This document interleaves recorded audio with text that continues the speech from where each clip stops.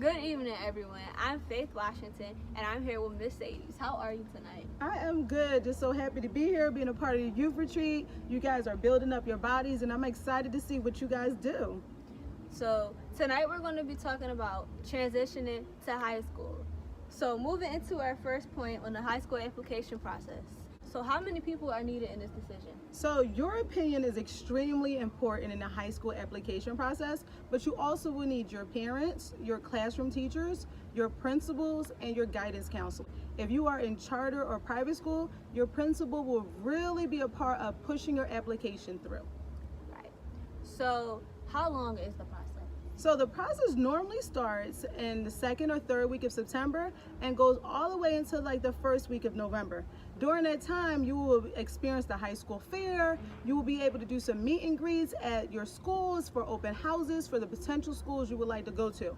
During that time, you're really talking with your family and making your decision on what schools you would like to go to. Well, what schools be looking for in the new student? So schools are looking for a number of things. One, really looking at your attendance. Are you constantly late? Do you attend school 95% of the time? They will also be looking at your behavior. What kind of student are you? Do you have suspensions? Are you on student council? Do you make really good changes inside your school? Do you have really great relationships? They also will be looking at your grades. Are you an honor roll student? Are you an AB student? Or have you had some challenges and your grades are climbing and improving? Schools are looking at all those things. Right.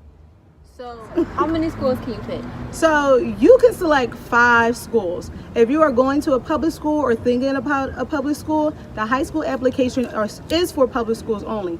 If you want to do charter or private school, those schools have their individual own application process that you will have to call the schools or go on their individual website. So 5 schools, 5 public schools. All right. And what makes a top 10 school? Great question. So like I said, greatphillyschools.com is an awesome website for resources.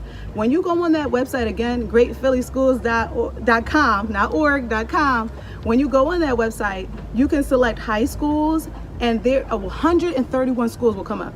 131. So that includes public, private, and charter schools. So what makes a top 10 school? The website rates schools from a 0 to a 10. So moving into our second point on relationships with teachers, principals, and counselors. So how do I build this relationship? Well, it really starts with completing your assignments. Do you complete your assignments on time? Are you building up a good rapport, asking teachers, how's your day going? How are you? Are you being a respectful student? All of that plays into the relationship of, creating a good, strong bond. Right. So, and why are these relationships important? So the relationships are important because you are going to need letters of recommendation. If you are moving to high school or already in high school, you will need letters talking about your character and who you are as a student. Your teachers, your guidance counselor, and your principals will play a part in that. I know building a relationship with your counselor and your principal may be a little bit harder, but you have to just go out of your way, make sure you leave a strong impact on your school. Right. So moving into our third point, stress and anxiety. So what are some things that can help the stress of high school? So it's inevitable. You will be stressed out. If it is about classes, if it's about peers, if it's your teachers, if it's sports, dance, playing the trumpet, you will be stressed about something. It's all about how you handle the stress. So a really strong verse that my mom instilled in me is Philippians 4:6-7.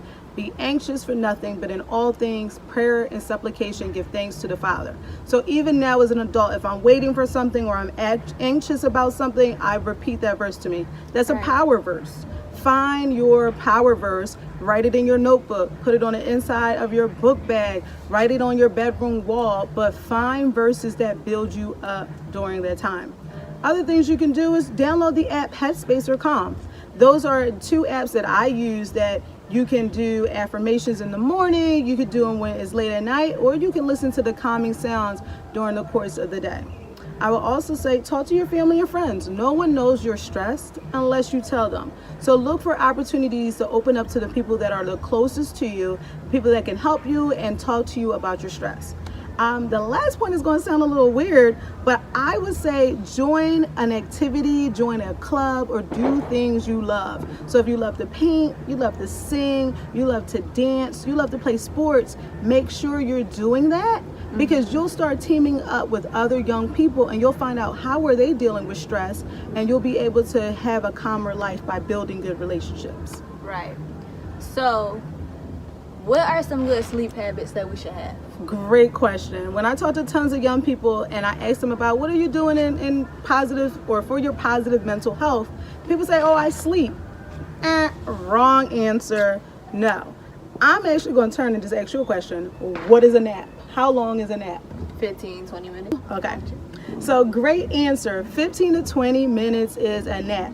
If you are coming home and you're going to sleep for 2 to 3 hours, you have went to bed. That is no longer a nap. Now you are going to be up for that time of night. So creating a good sleeping habit is like setting your alarm, what time you're going to go to bed, using your iPhone or your Android and checking your sleeping habits. Are you going to bed for 8 hours a night? Are you getting a full night's worth of rest? Because your sleep habits affect your stress habits. They're directly connected. Yes.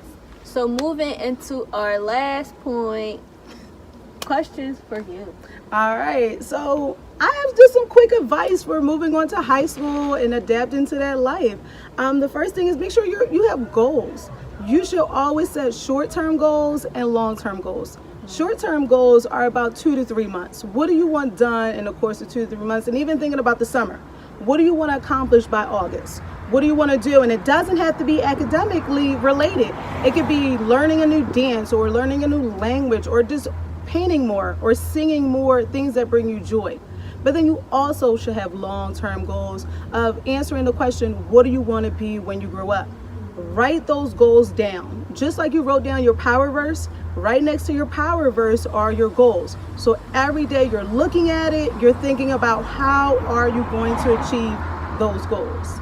The second thing I would say is every negative experience you have, and you will have negative experiences, look for ways to turn it into a positive outcome.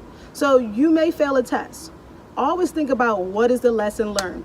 You may not, make the team, basketball, cheerleading, drill team, but what is your lesson learned? Maybe, you're not so great in that area and you practice more and you try out again. Or maybe you go to a different club. But you will have negative experiences. Is how you turn it for the positive. And the last thing I would say is I love this Bible verse.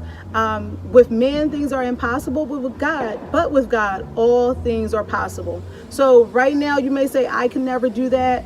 Think about the power of yet. I cannot do it yet. I haven't achieved it yet, but you will. With God all things are possible. So I'm just so happy that you had me here tonight. Yes. Thank you for inviting me. I'm so excited about the virtual youth retreat, guys.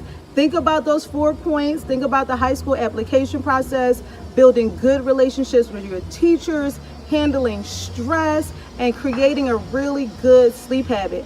And the only thing I got left to say is Blue Squad. You see these blue shirts out here? Blue Squad all the way. Guys. Good night.